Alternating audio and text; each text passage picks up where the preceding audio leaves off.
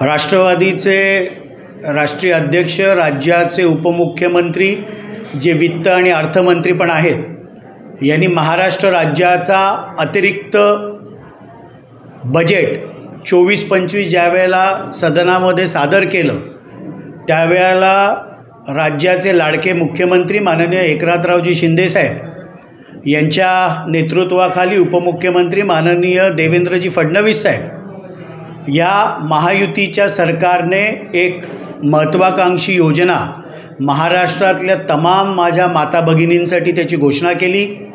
मुख्यमंत्री माझी लाडकी बहीण योजना ही घोषणा त्या अर्थसंकल्पामध्ये घोषित करण्यात आली।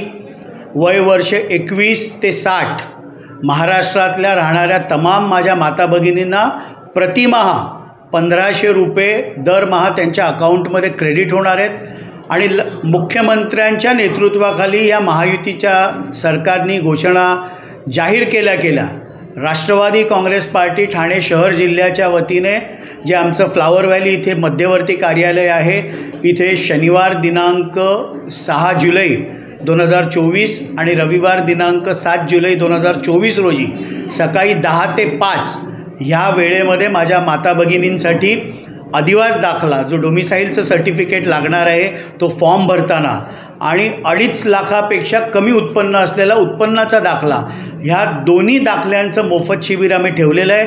मला विश्वास आहे की ठाण्यातील माझ्या सर्व माता भगिनी या कॅम्पचा अधिकाधिक फायदा घेतील।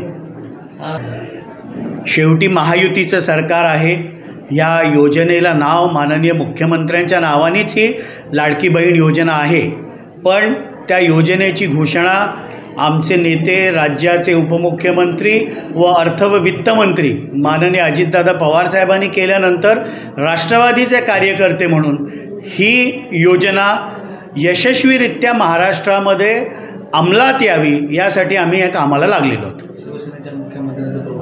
नाही, शेवटी ते महायुतीचे मुख्यमंत्री आहेत।